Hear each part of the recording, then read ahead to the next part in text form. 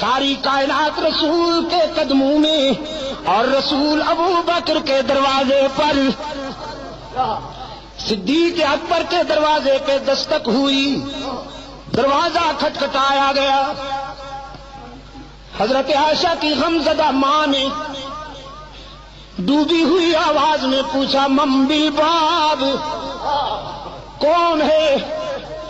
ہمارا دروازہ کھٹکھٹانے والا کون ہے؟ بس چھوڑ دو ہمیں اپنے حال پر، ہمیں کیوں ستاتے ہو، ہمیں کیوں تڑپاتے ہو، ہمیں اپنے حال پہ رہنے دو۔ باہر سے کوثر و تسنیم میں دھلی ہوئی آواز بلند ہوئی، ابو بکر کے گھر والوں دروازہ کھولو نا، تمہارے دروازے پہ آسمان رسالت کا سراج منیر آیا ہے، عبداللہ کا یتیم آیا ہے، محمد عربی آئے ہیں، دوڑتی ہوئی آئی ہے۔ حضرت عائشہ کی والدہ دروازہ کھولا، رحمت عالم صلی اللہ علیہ وسلم کو دروازے پہ موجود پایا، عرض کیا اللہ کے رسول آپ، صبح صادق طلوع ہو گئی، شام غم کو سویرا مل گیا۔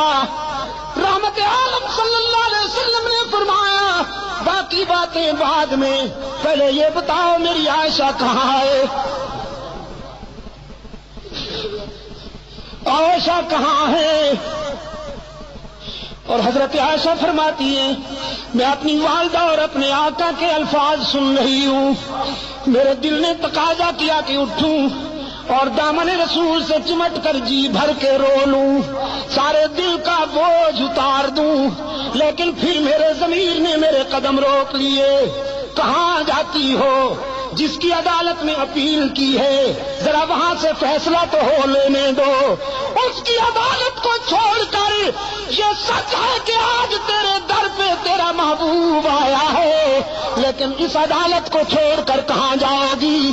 ماں نے عرض کیا اللہ کے رسول میری بیٹی تو اسی دن سے آنسو میں ڈوب چکی ہے، بولتی بھی نہیں، کسی بات کا جواب بھی نہیں دیتی، مصلی پہ سجدے میں روتی رہتی ہے۔ رحمت عالم صلی اللہ علیہ وسلم قریب آئے، عرض فرمانے لگے عائشہ آج اپنی صفائی میں جو کچھ کہنا چاہتی ہو کہو، سننے کے لیے آیا ہوں۔ حضرت عائشہ فرماتی ہیں میرے آقا اشکو بسی و حزنی اللہ، آج میرا وہی حال ہے جو ابو یوسف کا تھا۔ فرماتی ہیں میرے غم و حزن کا یہ عالم کہ یعقوب علیہ السلام کا نام ہی بھول گیا، ابو یوسف کہہ کر گزارا کیا۔ آقا میں آج کیا کہوں بھی تو لوگ نہیں مانیں گے، جو کچھ کہنا چاہتی تھی علیم بذات الصدور کو کہہ بیٹھی ہوں اور اسی کے فیصلے کی انتظار کر رہی ہوں۔ وہ یوسف پر الزام کی صفائی دینے والا ہے، وہ موسیٰ پر الزام کی صفائی دینے والا ہے، وہ عیسیٰ پر حضرت مریم پر لگائے جانے والے الزام کی برات کرنے والا ہے۔